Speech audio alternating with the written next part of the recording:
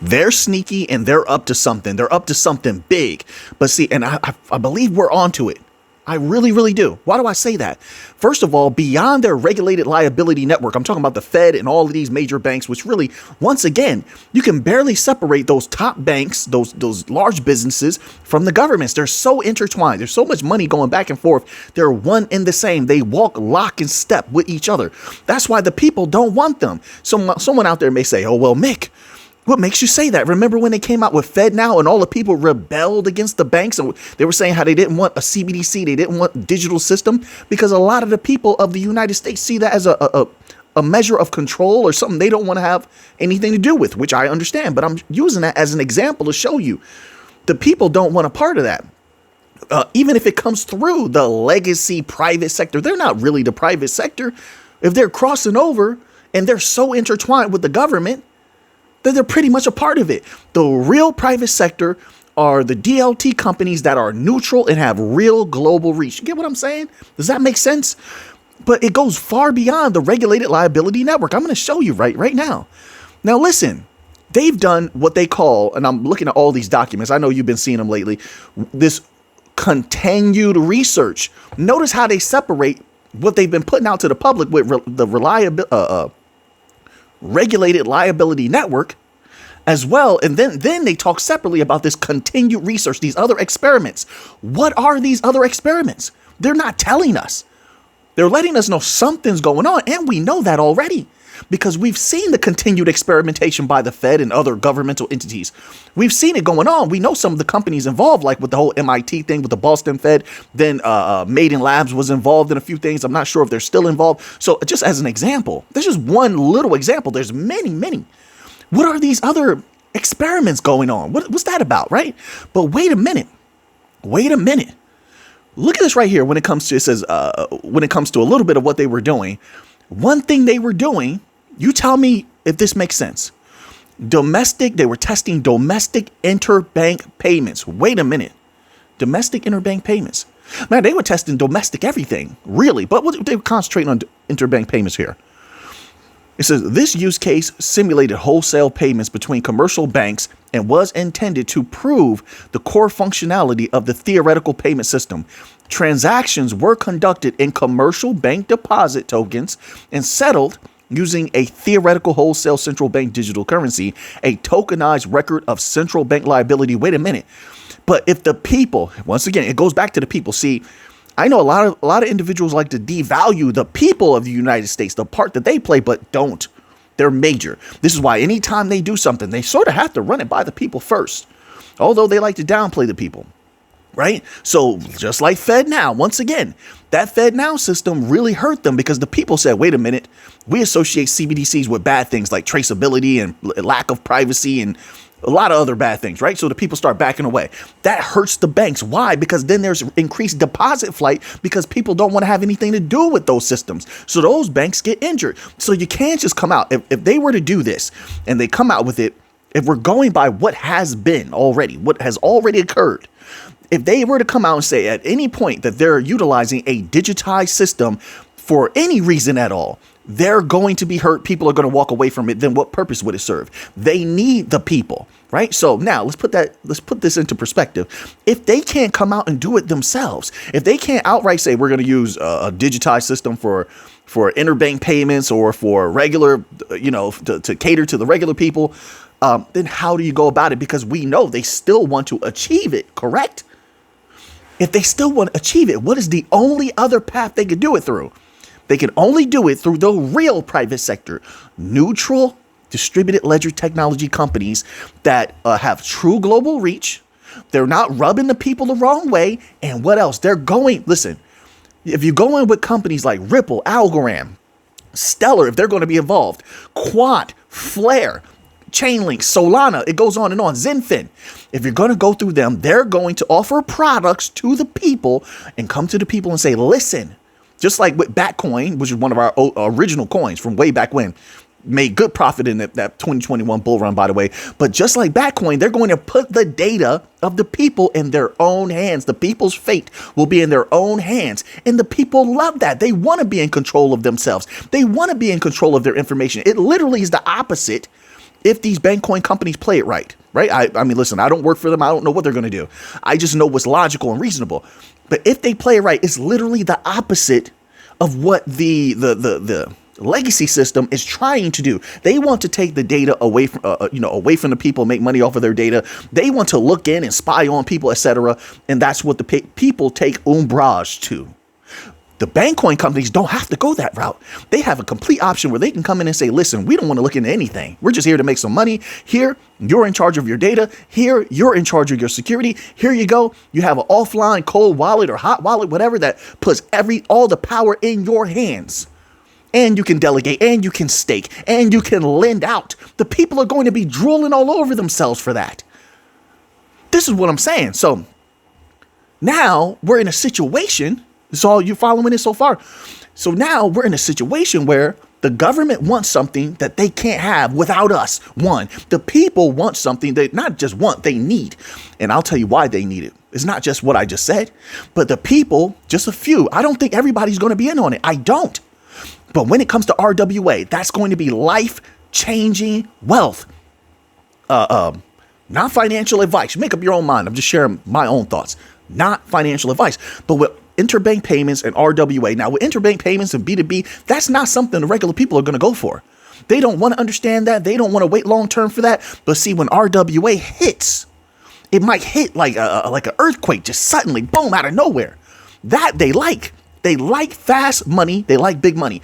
The only problem with it is I don't think once that RWA hits and if it does indeed cause things to skyrocket at some point in the future, I don't have a timeline. Make up your own mind about that. But if it does skyrocket, people have one shot at this. One shot at this. Because those big businesses are going to make sure that they are in position to make the lion's share of the capital.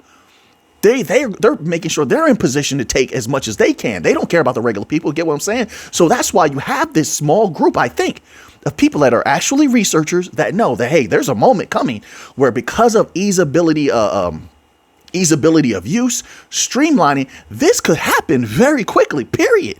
Now, circling back around, they can't pull this off without us. That's another thing. It's not just the interbank payments.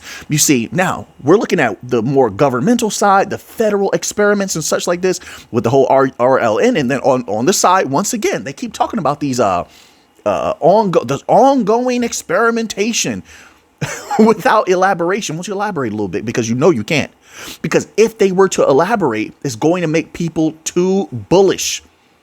They don't want to incentivize people to get in on some of these utility tokens before it's time. That's just the way it is. My humble opinion, but that's what I'm seeing from the factual data. All right. This is why they're all getting in position now. Same thing happened with Bitcoin. It's not even a utility coin. They scared the people away, bled the markets, let it bleed for a while, stay dead for a while. The people ran away while the companies got in position. And now they're in position. And guess what? Now BlackRock's like, oh, man, Bitcoin is a risk off asset. Bitcoin is, I almost said biscuit coin or brisk coin. But Bitcoin is so good. Oh, it's the greatest. Now it is, right? Right now that all you big money people got in position. Now you can give the crumbs to the little people, knowing what's going to happen. And they didn't even start making the big push yet. So anyway, it sets the precedent. That's the same thing that happened before. It's going to happen again. This is a rinse and repeat process. And they know the people are impatient. They use the people's impatience against them. It's a technique, folks. They try to wait the people out. Not us, not a few of us, not this time. We're going to take that bank money. We're going to get that RWA money. It's coming. We know it. We know it. But anyway, my humble opinion. My mind is working today. So just stay with me. I know I might be a little intense. If you know me in real life, you'll know, like from any sport that I'm just an intense person most of the time. I like to joke and I'm intense. When I'm locked in, you're going to get some intensity. I'm here to win. I'm not. It doesn't matter what I do, whether it's wrestling, jiu-jitsu, it doesn't matter what I do, taekwondo. Throughout my life, when I'm locked in, I'm focused and intense. That's just the way that I am. All right. So now, of course, and then look, domestic interbank payments, they can't do without us. Then you have the cross-border experiments, which we know they don't have true global reach. They've put themselves in so much geopolitical tension that now they need us to do that as well. So what's happening is, These DLT companies, the utility coin companies that are neutral, that have true global reach, are in such an advantageous position. I've never seen anything like it. You tell me if you have. Have you seen anything like this before? And you know why? Because the world hasn't been fragmented like this in the longest time. It hasn't. For decades, the U.S. has run everything. They've told everybody what to do, and everybody just walks lockstep in with what the U.S. wants to happen. Now it's not that way. There's fragmentation everywhere. So the opportunity is there for this new system, as is rising, to be absolutely dominant and move more value than has ever moved before. And yes, non-utility coins like Bitcoin will have their day, for sure. I think Bitcoin's day is coming very soon. But when the utility coins hit, they're going to be dominant. I just see them going up. I don't see them coming down to where they are now. I just don't. It's not possible. Now, remember last year, Stuart Alderati was talking about, and notice how he said this, and then he said too much. When someone says something and they don't talk about it again, they said too much. He wasn't supposed to say that, in my humble opinion. He said they were going after commercial banks. Go look it up. The articles are still there. One. Then I think, who was it? Was it Monica Long? Someone else came out after him, about a month or two after him. And then they said, well, we think we're going to be dominant in the U.S. That was two. Then they kind of got quiet after that because they got to work. See, you have to do a lot of this quietly because, once again, they don't want the regular people becoming too bullish, because you would. Why do you think they had some good announcements this year, for sure? Lots of good announcements. But it didn't give you anything crazy when they could have. You think they haven't been working behind the scenes? Of course they have. They're playing the game. This is chess, folks. They're playing the game. Don't let them play you. I mean, you do what you want to do, but I'm talking. We're having a conversation here. Wait a minute. And these banks here, the people are not going to go for any system. You see that they haven't already. BNY Mellon, no. Citibank, no. HSBC. This is why they're all behind the scenes. MasterCard. A lot of these banks have a relationship with Ripple or other bank coin companies. Why? Because they know they need a plan B. They tested the public. The public is rejecting CBDCs. This is why the Fed can't come out and say, well, we're going to do a CBDC. They had so much backlash that they had to take a step back and say, oh, well, maybe we don't even need a CBDC. Right. They want one, but they're going to let someone else do the dirty work while they run everything. It's the same thing the BIS has done over the years. They knew there was going to be backlash. They listen. They hear everything. They collect all the data. They crunch all the numbers and say, hey, listen, the people don't like this. They may not go for this. And let me tell you something. One blade of how is it? It's like you take one little baby stick of branch, you can break it easily. Put a whole bunch of little baby sticks and branches together, they're stronger. I know I didn't say that in the best way, but you get what I'm saying? And that's how they view the people. They don't want all the people coming together. So they know they can't do this, which puts all that value in the hands of the bank coin companies. And the bank coin companies know this. This is why a lot of times they get real quiet. They're working on projects knowing that the day is coming. Wait a minute. Let's go here. I had more, but I can't remember everything. My apologies, folks. I'm giving you as much as I can as I'm like looking through these articles here. Now,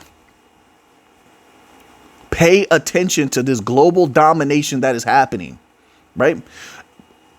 Look at Japan. Now, this is happening in Japan. Remember, I want you to look into Japan's financial situation. It has not been good. And so all of these different areas are racing towards the new financial system. Why? Because of all the value and power and control. All of that goes together. They need it to make it to the next era, so to speak. If they want to resemble anything close to what they have been in the past, which all of these countries, yeah, they might as well call them companies. All of these countries really are companies. You want to be real about it. They're all just big business.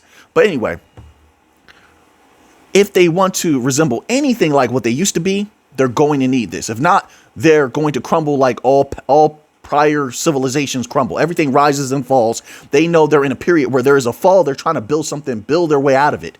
It is possible to build your way out of something, or work your way out of something. It's not like it's just like if you're in, Somebody gets in on a double leg on you. Some people are really good at double leg takedowns, single leg takedowns, high crotch, whatever. Let's say somebody's in on you tight and you know that they're a legendary character. We've all faced these types of people. They have a great reputation. Just because they're in deep on the takedown doesn't mean you can't get out of the takedown, right? You can't. This is what my coach used to call work your way out of the takedown, right? You work your way out of it. You can work your way out of things. You get your hips down, right? Get your hips down. You stuff their head, get your hips down, and you start pushing backwards, working your way out and around to an advantageous position.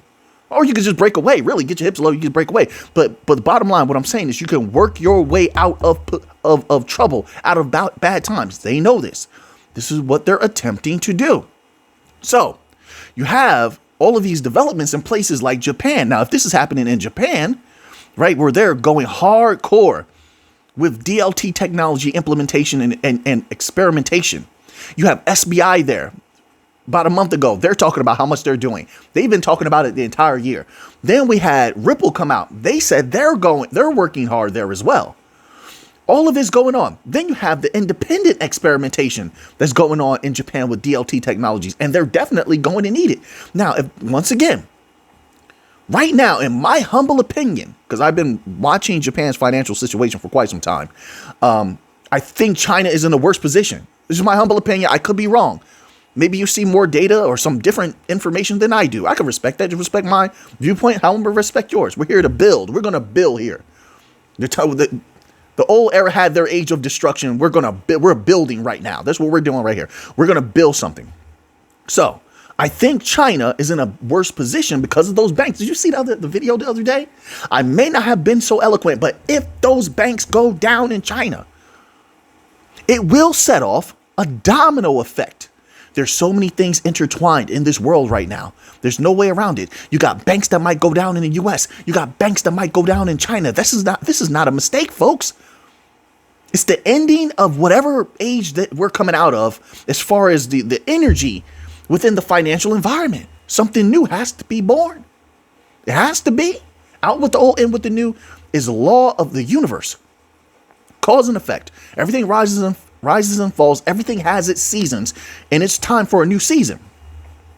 If those were to go down, it's going to be major, major trouble for them.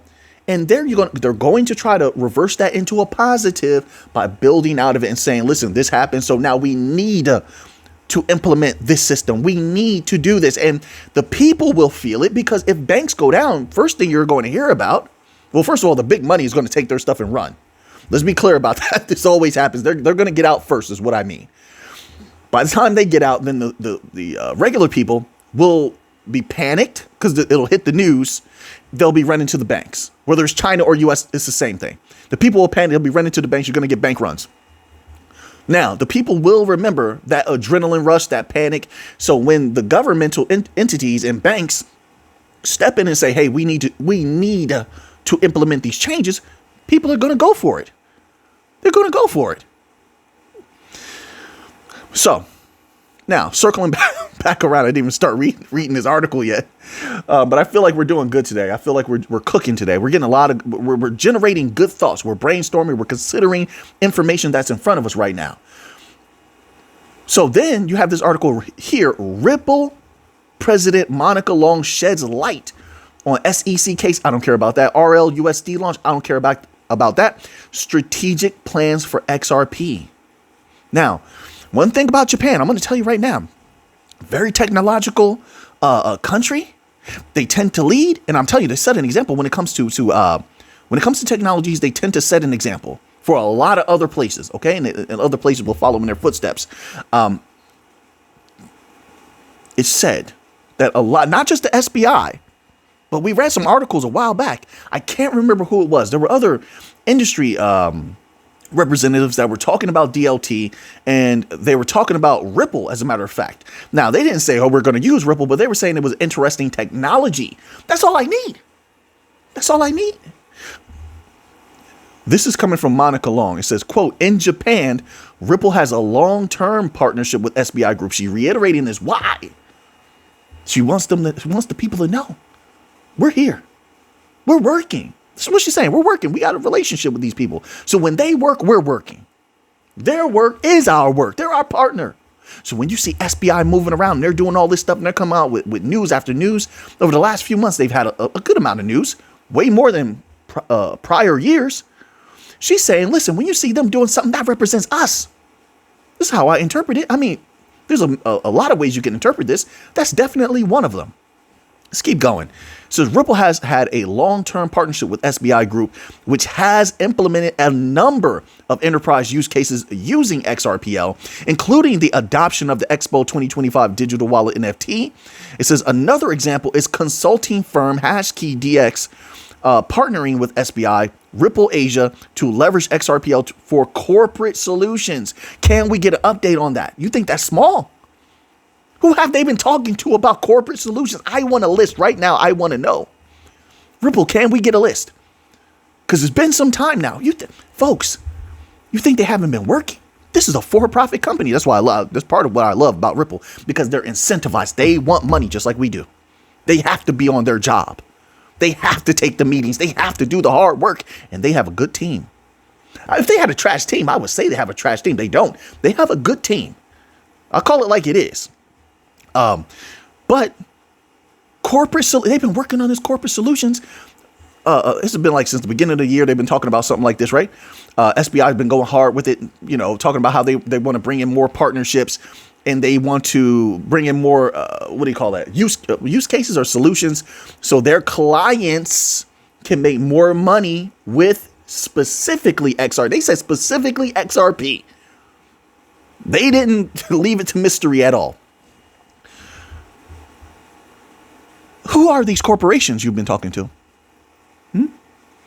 When are we going to get an update? I mean, listen, you'll release the information when it's released, but we do know you've been on the job. You can't trick us. And we don't forget. That's another thing. We don't forget. We know you've been sitting in meetings. We also hear things behind the scenes. We just can't talk about it. We just can't talk about it because there's no way to verify. It could just be hearsay. But we hear things.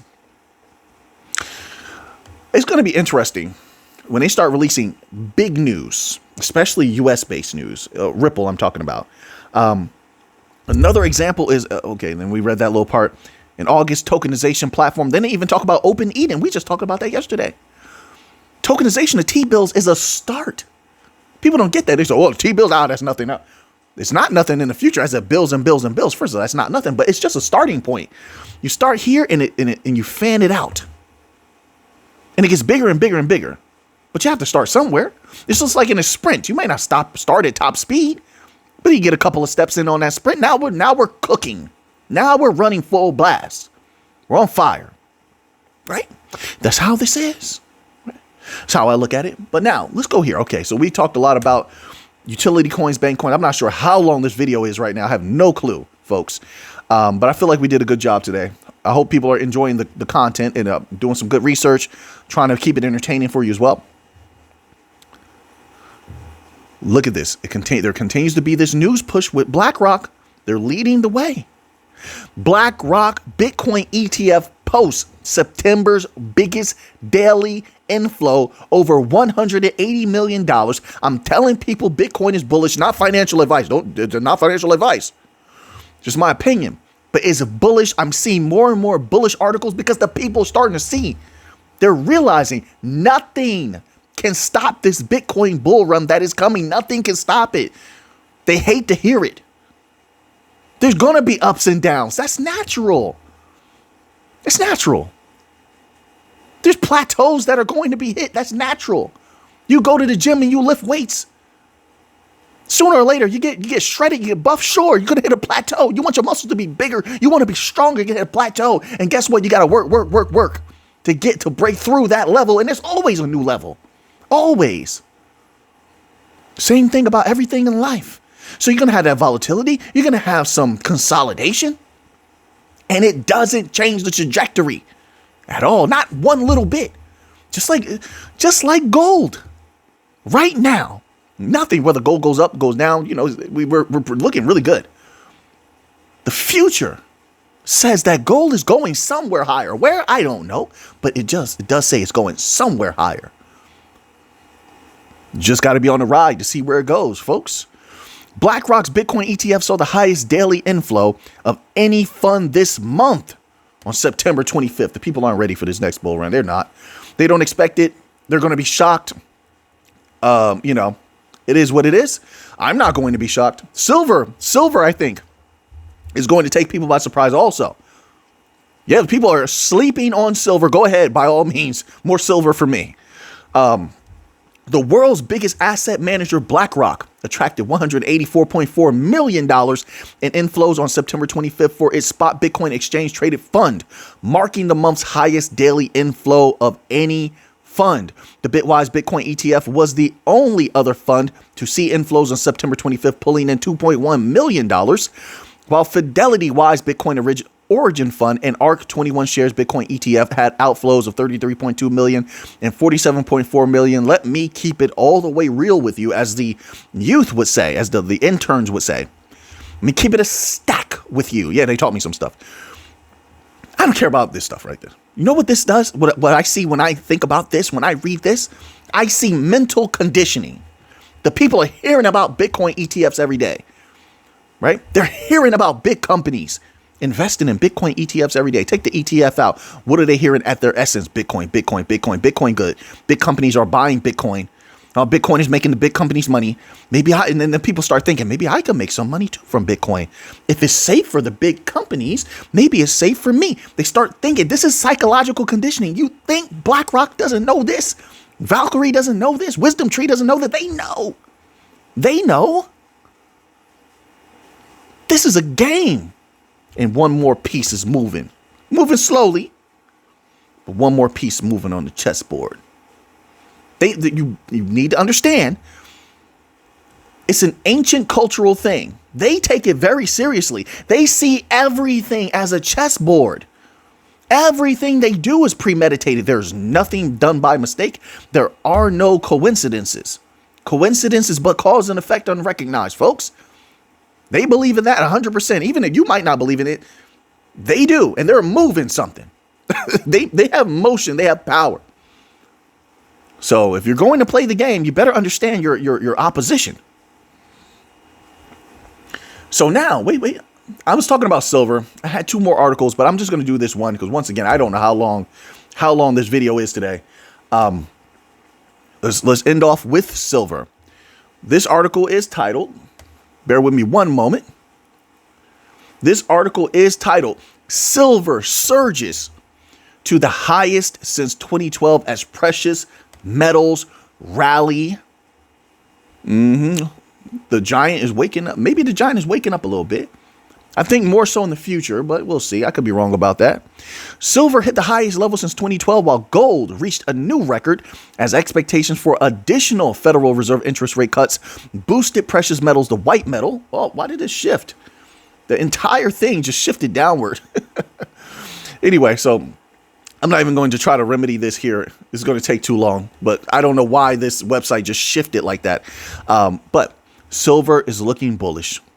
Precious metals looking bullish. The Fed, I can't remember the article, but I read somewhere earlier, the Fed is looking at multiples. We're hearing from more sources, the Fed is possibly looking at multiples of 50 basis point rate cuts.